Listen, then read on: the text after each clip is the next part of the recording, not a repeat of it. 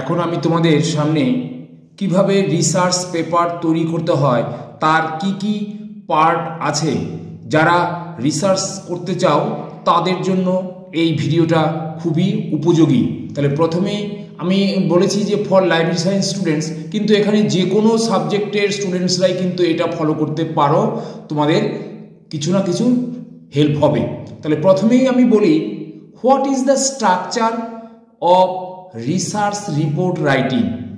আমাদের research reports writing তৈরি করতে গেলে কিভাবে আমাকে একটা কাঠামো তৈরি করতে হবে, অর্থাৎ গবেষণা প্রতিবেদন লেখার কাঠামো কি হতে পারে। তাহলে আমি এখানে তোমাদের তিনটে পার্টে ভাগ করেছি। নাম্বার এ দিয়ে আমি ডিনোট করেছি প্রিলিমিনারি পার্ট, অর্থাৎ প্রারম্ভিক অংশ শুরু করার জন্য। দ্বিতীয় পার্ট হচ্ছে মেন পার্ট, যেটা মূল অংশ থাকবে রিসার্চের। তৃতীয় পার্ট হচ্ছে অন্তিম পার্ট বা এন্ড পার্ট। তাহলে আমি প্রথমে প্রিলিমিনারি পার্টটার সম্পর্কে একটু বলি। প্রিলিমিনারি পার্টে কি জিনিস থাকা উচিত আমি সংক্ষেপে সেগুলো শুধু পয়েন্টগুলো তোমাদের সামনে তুলে ধরছি। প্রিলিমিনারি পার্টের মধ্যে প্রথমেই থাকবে title of the research paper, অর্থাৎ তুমি যে বিষয়ের উপর গবেষণা করতে চাইছো তার টাইটেলটা কি হবে সেটা প্রথমে তোমাকে ঠিক করে নিতে হবে।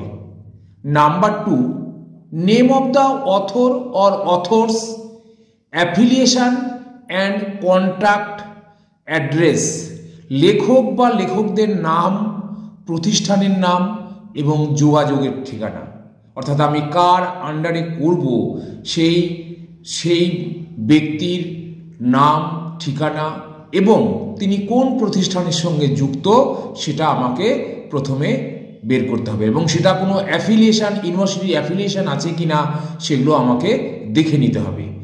নাম্বার 3, অ্যাবস্ট্রাক্টস, অর্থাৎ আমি যে গবেষণা পেপারটা তৈরি করব বা টাইটেলটা তৈরি করেছি, যেটা আমি লিখেছি তার একটা সার সংক্ষেপ, অর্থাৎ অ্যাবস্ট্রাক্ট লিখে আমাকে পুরো ব্যাপারটা বোঝাতে হবে যে আমি কি কাজ করতে চাইছি, কতটা তার এরিয়া বা বাউন্ডারি থাকবে, সেই সংক্ষেপে যে টাইটেল পেজটা দিয়েছি তার সংক্ষিপ্ত অ্যাবস্ট্রাক্ট বা সার সংক্ষেপ। 4 নম্বর পয়েন্ট আমি বলবো কিওয়ার্ডস। কিওয়ার্ডস মানে আমি যে অ্যাবস্ট্রাক্টটা লিখলাম তার মধ্যে গুরুত্বপূর্ণ শব্দগুলো কি আছে, অর্থাৎ ওই সাবজেক্টের সঙ্গে রিলেটেড যে কোনো ইউজার ওই সাবজেক্টের কিওয়ার্ডস ব্যবহার করে সে বুঝতে পারবে যে আমার মূল বিষয়টা কি বা আমি কোন বিষয়ের উপর কাজ করতে চাইছি। এবার পার্ট 2, অর্থাৎ মেন পার্ট। প্রিলিমিনারি পার্ট হয়ে গেল, এবার মেন পার্ট বা মূল অংশ। এই মূল অংশের মধ্যেই থাকবে আমার গবেষণার সমস্ত বিষয়বস্তু। তাহলে এখানে আমার পয়েন্টগুলো একটু বেশি হবে, আমি সেইভাবে তোমাদের বলছি। প্রথমেই যখন আমি রিসার্চ পেপার লেখা শুরু করব তখন আমাকে ইন্ট্রোডাকশন দিতে হবে। ইন্ট্রোডাকশন দেওয়ার পর তারপরে কি করতে হবে, যে স্টেটমেন্ট অফ দ্য প্রবলেম, এই আমি যে কাজটা করতে যাচ্ছি তার কি প্রবলেম বা প্রতিবন্ধকতা আছে সেই সম্পর্কে আমাকে বলতে হবে। যে আমি গবেষণার কাজটা খুব ইজি নয়। আমি যখন যেখানে যে আমার কিছু ডেটা দরকার, সেই সরকারি অফিস থেকে ডেটা যদি আমি আনতে চাই তা একটা সিস্টেম ফলো করতে হবে, সেই সিস্টেম ফলো করে আমাকে আনতে হবে। তাহলে কিন্তু আমি চাইলেই কিন্তু একদম 7 দিনের মধ্যে বা 15 দিনের মধ্যে আমি তৈরি করে দিতে পারবো না। তা আমি যে অফিস থেকে বা যেখান থেকে আমি ডেটা কালেকশন করব সেখান থেকে তারা যে সময়টা দেবেন সেই সময়ের গিয়ে আমাকে সেটা কালেক্ট করতে হবে। তাহলে কি এটা আমার একটা সমস্যা, আমি চাইলেই খুব অ্যাডভান্স কাজ করতে পারবো না। তাহলে সেইখানে আমার সেই স্টেটমেন্ট অফ প্রবলেমগুলো তুলে ধরতে হবে।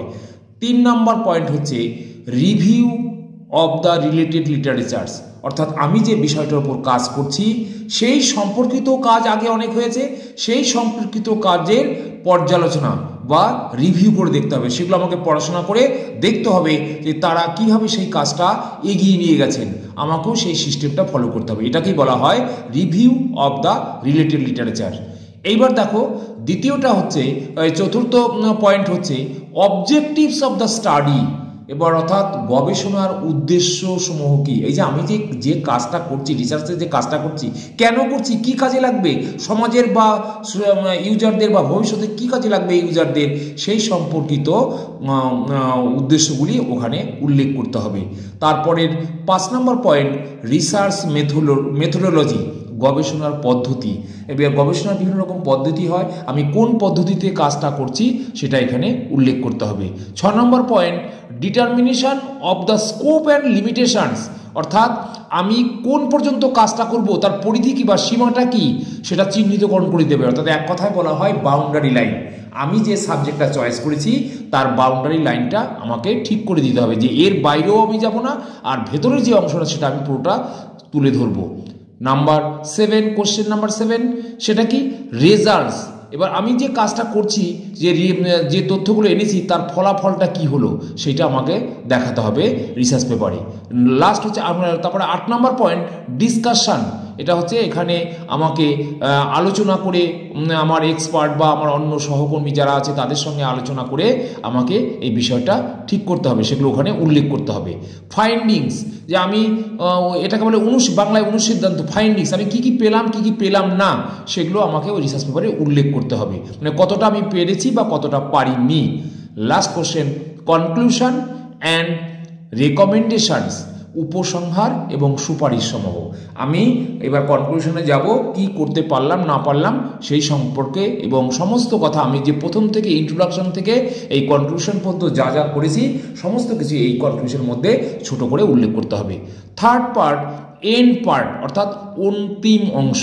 এখানে কি থাকবে, বিবলিওগ্রাফি অর রেফারেন্স, অর্থাৎ আমি এই রিসার্চের কাজ করতে গিয়ে কি কি বই বা কি কি ডকুমেন্ট বা কোনো পার্সন থেকে বা কোনো ইনস্টিটিউট থেকে আমি কোনো তথ্য পেয়েছি সেগুলো আমাকে উল্লেখ করতে হবে রেফারেন্স হিসাবে। এটাকে বলা হয় রেফারেন্স বা বিবলিওগ্রাফি। 2 নম্বর হচ্ছে এন্ড পার্টের 2 নম্বর পয়েন্ট হচ্ছে অ্যাপেন্ডিক্স, পরিশিষ্ট।